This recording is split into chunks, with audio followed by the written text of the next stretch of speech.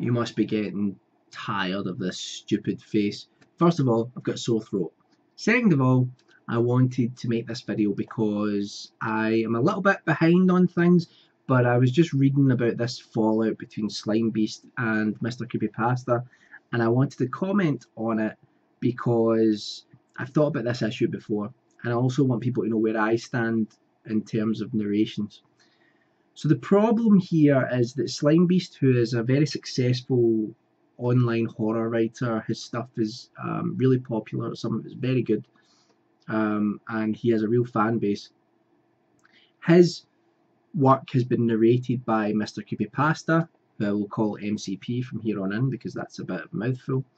And MCP has narrated these stories, put them up on his YouTube channel as he does with all of the stories that he narrates, and he's put up the adverts alongside them.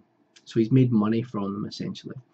And Slimebeast has taken exception to this and threatened legal action if he didn't take the videos down. The videos have been taken down. Thankfully, I think some sort of agreement has been reached between both parties, and Slimebeast is now uploading the videos himself onto YouTube. So this is a little bit of a tricky one because on one hand, Slimebeast is kind of right in terms of he should be able to choose where his stories appear, and especially he should be able to step in if anyone's making money from them other than himself, and he wants the stories to be freely available for people, so I can understand where he's coming from. But I think a couple of things here. I think first of all, he's been a little bit naive. If you put your stories out there into the sort of the online realm, I meant to say the internet, if you put your stories out onto the internet, they're going to get copied, they're going to get mixed up, moved around, and posted different places. I've had that problem myself where people have posted my stories without putting my name on them, and even put their own name to my stories. And you know, these things, especially people claiming your work, that is a horrible thing. But I don't think that's what's been happening here. What's been happening here is that narrators have just been loving your work and have been putting videos up about them. And I think that Slimebeast has kind of overreacted about it. To me, now I've had stories narrated by MCP. I missed my finger there when I did that. MCP, Miss Shadow Lovely, and most prominently Creepypasta Jr. and a bunch of other people as well. I've been really lucky that people have taken an interest in my stories and they've narrated them. And what I've found personally is that, first of all, I'm a fan of all these people. I was a fan of them before my stories were narrated. So I've been listening to narrations for a couple of years now, really. And those times that I've been listening to those things, I've really enjoyed them. I've really enjoyed them. And up until it was my stories being being narrated, I didn't really think much about the whole people making money from them thing. For me, it doesn't bother me that people put adverts up on their narrations. I think it takes a long time to narrate something. You can be putting hours and hours, especially with my stories. I mean, I do not envy the narrators who are narrating my stuff because most of it is really long and much longer than most of the stories in the horror community. And I think that's a lot of work and a lot of dedication to put in, especially, you know, Creepypasta Jr. has done so many of my stories and he's done such a great job of narrating them, and you know, that's a lot of work. You know, that's a lot of work for like an hour-long narration. There's so many edits that need to be made that it must be a bit of a logistical nightmare. So I really appreciate that. And yes, they make some money, a little bit of money here and there off of the stories that I've written, but they put that time in themselves, and also they're promoting my work. You know, they're promoting it. I'm making new readers all the time out of that. I'm getting new readers from these videos, and it spreads the word about what I do. And in the end, that's the main thing for me, is that I want as many people to read my stories as possible. And if you look at narrations as well, if someone's blind, and they can't read. They can listen to the stories, and that's what those narrators are given to people, which I think is a really lovely thing. So there are also people who maybe aren't big readers. It's not something they really enjoy, but they like listening to a well told horror tale, and that's again what they're getting out of these narration videos. And that means that there are people who are hearing my stories who wouldn't have sat down and read them.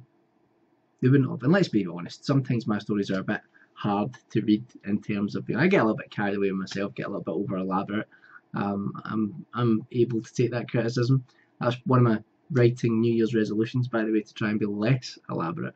But it's a very positive thing for me, and I think that's what Slimebeast is missing out here. That people narrating your stuff, that's not a bad thing, that's a good thing. And also it helps forge this idea of a horror community as well. I feel like I'm kind of part of something bigger because other people have been narrating my stuff, and it's a really positive thing. There's been times where I felt really down about my work, about writing things and struggling with a story. Maybe I put a story out, it doesn't get as good a response initially, and then all of a sudden I see that Creepypasta Junior's narrated it, and I go on and I read the comments that people are leaving, and most of them are really positive, and that lifts me. But just the fact that someone took the time to read and narrate my stories, that lifts me up as well. And for people to put that amount of time in, they're going to put more time in if they can make money out of it. It means they can put more time into it, especially if it ends up becoming like a kind of job for them. So I think we should nurture that aspect of the horror community. I don't think narrators should be having to get legal written permission every time they narrate something.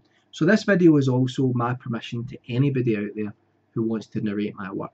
If you want to put adverts on them and make money from them, I'm totally fine with that as well, because I respect the fact that you put a lot of time in as well. I'm sure Slimebeast does as well, but he's just been overly protective of his work. And as a writer and as someone who's had his stuff sort of taken by other people and put their name to it and all that, outside of the narration thing, people have actually said, I wrote this. I can understand being protective of it, but you're hindering yourself, I think, and you're hindering the horror community a little bit. And there's so many people who have discovered your great stories, and they are great. You have reached more people because of MCP. So I think you should let him keep on doing what he's doing, regardless if he makes a little bit of money out of it. In the end, that's what he gets for the time he puts in, and you get more exposure. So I'm going to go before my vocal cords tear out. I should add one thing, I don't know if I said it there, so I might be repeating myself. I'm getting senile in my old age. Is that the only exception I have to people putting adverts up for my stories is that as long as they're not selling the MP3s, selling audio versions of them or anything like that without my blessing, that's the only thing that I would take exception to. There was something else I was going to say, but again, senility has struck and taken me. So yeah, I think once things calm down, I hope that Slimebeast kind of changes his stance and sees that this is a good, positive thing. And just remember as well, no matter where your stuff is posted online, even if it's on a website and it's not someone narrating it, chances are that website is ran through the adverts that are sitting in the on the page next to the stories. So adverts on things, it's kind of it's a necessary evil, so to speak. So anyway, that's all for now. And check out my Facebook page, subscribe if you want to, and I'll see you all soon. Bye for now.